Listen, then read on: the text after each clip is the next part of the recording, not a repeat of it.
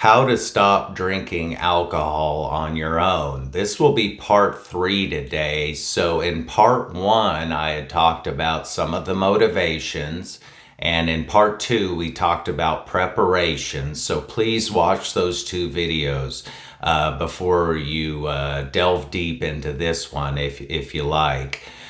Part 3, we're going to talk about the first couple days and what to expect, as well as probably the first couple weeks going in, and just what to expect and some strategies that will help you be successful in that early stage of stopping this behavior on your own. So, I think the first thing that we need to talk about is that I'm proud of you and that you've got this. Have confidence. It's not going to be the easiest thing, but that's in the initial stages. I mean, there'll be times later on where you might be tempted, and we'll get into that in other parts of this series, but right now you need to focus on the initial stages. So I read into it, and the most important thing is, let's just say, for example, that you smoke cigarettes or any other vice that you might have that you think you may want to quit, is don't do both at the same time. You need to focus on just one behavior at a time, because what you're going to do is put undue pressure on yourself and stress.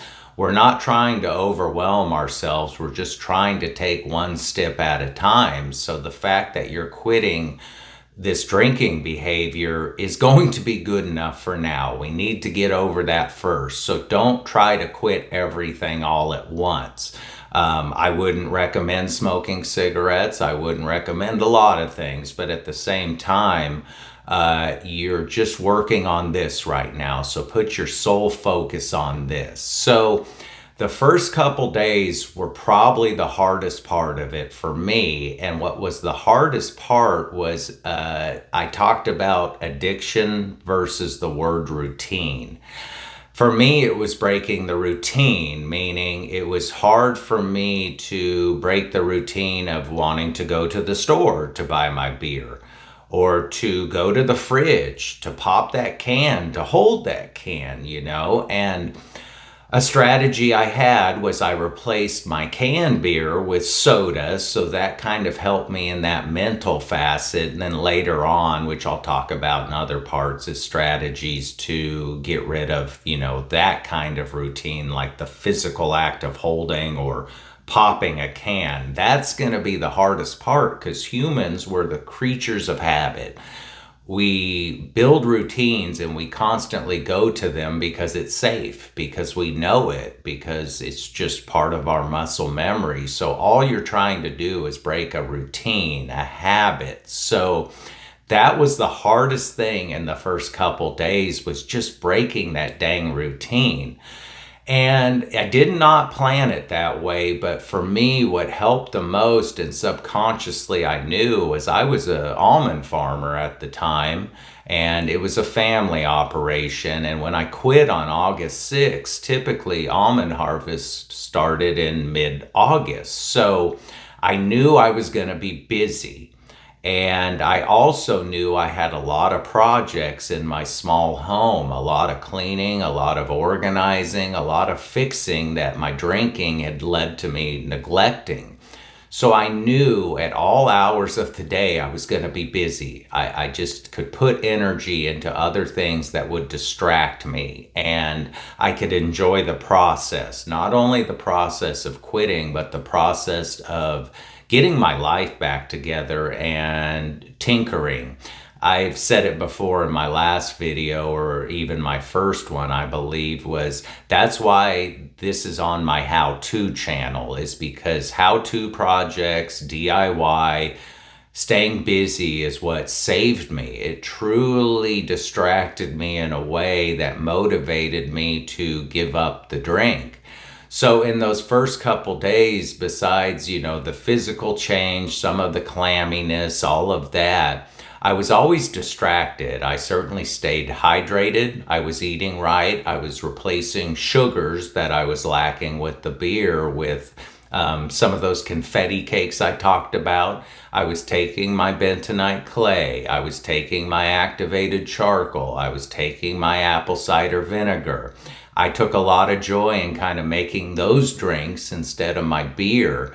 And that detox certainly helped me. But it's going to be those first couple days breaking that routine. You're going to feel a lot different, but you're going to feel probably a little nervous and antsy, but just know that that's expected, that that's what's going to happen, because I promise you, after those probably first couple days, especially that first week in, it's going to kind of start to feel normal. And then once you get after that first week, second, third week, there'll be some cravings, but if you're steadfast, you're busy, you're constantly congratulating yourself. You're not, thinking that that's going to solve everything, in terms of the drink, that comfort, that routine. You're going to be just fine. And trust me, over time, you're going to stack enough time on itself to where the thought of drinking is going to start to feel like you're taking a step back. I'm to the point now, almost 8 years in, where it just seems such a foreign concept, and even the thought of the taste of beer seems just kind of gross to me. So you'll start to notice that. I know too that you're also going to probably shed some weight. At the time when I quit, I was about 200 pounds, and within about a year or two's time, I was back to about my high school weight, around 155. I kind of run lean. I'm about 6 foot tall, but that's my comfortable weight. I mean, that's just what I'm healthy at. So the aches and pains are going to go away. My knees were hurting so bad from carrying that weight, it was hard to sleep. But I noticed within the first week, I lost 5 to 10 pounds, and just losing that much was a big motivator. It also relieved a lot of pain. That probably was one of the reasons why I was drinking. You'll start to have kind of revelations to yourself, clarity of thought, which will also help you.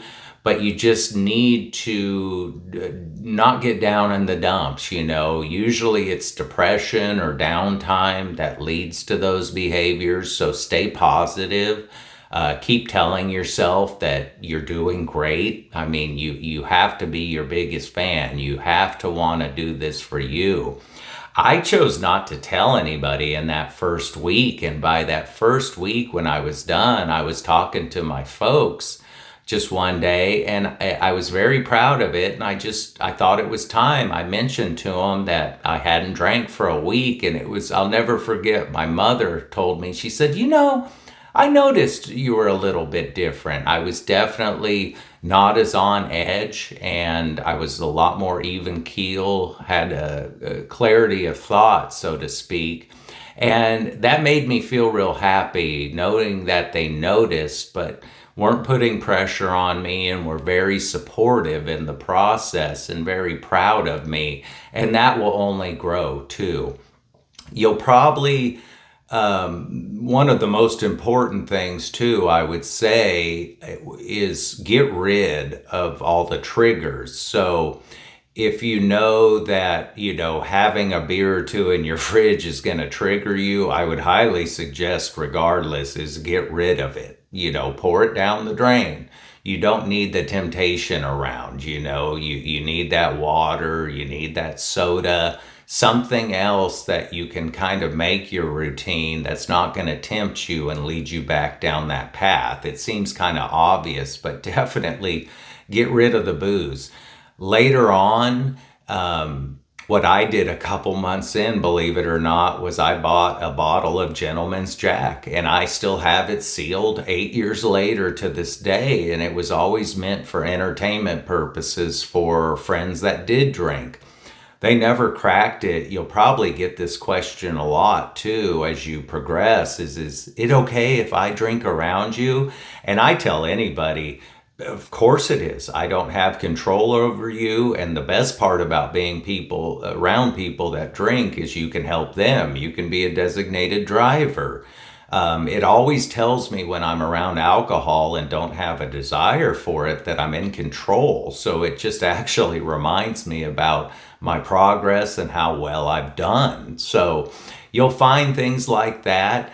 But once you get past that first week, it will start to get infinitely easier because it will start to become a routine. I'm going to keep pounding that as you need to build a different routine. You're going in the opposite direction, but that will become the new norm for you. So don't fight the wave. Let it take you out and swim around it. That's the best way to always do it. So just embrace it wholeheartedly.